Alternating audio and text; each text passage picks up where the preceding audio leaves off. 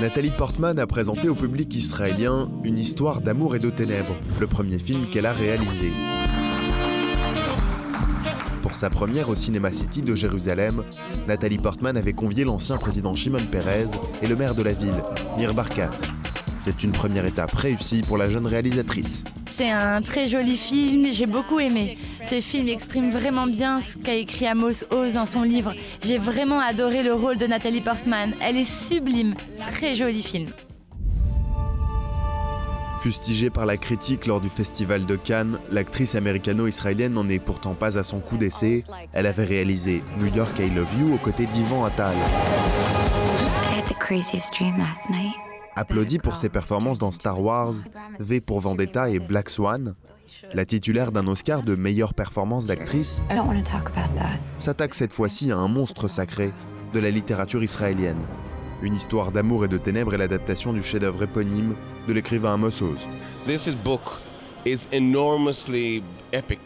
Ce livre est vraiment épique, il contient plusieurs centaines d'histoires. C'était impossible pour un film de saisir les subtilités de ce livre.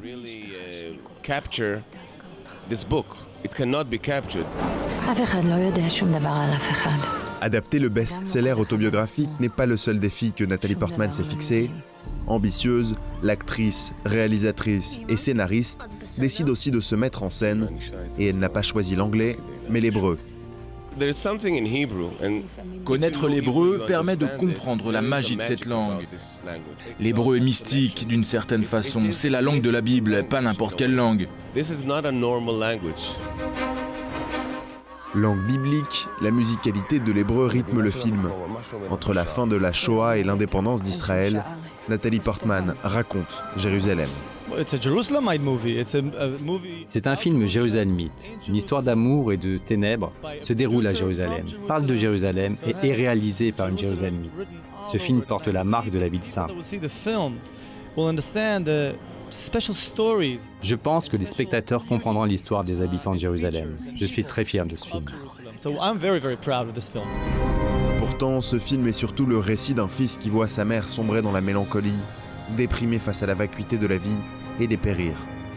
Mêlant la grande et la petite histoire, le film décrit la genèse d'Israël, animée par le départ des Britanniques, la déclaration du 14 mai 1948 et la guerre d'indépendance.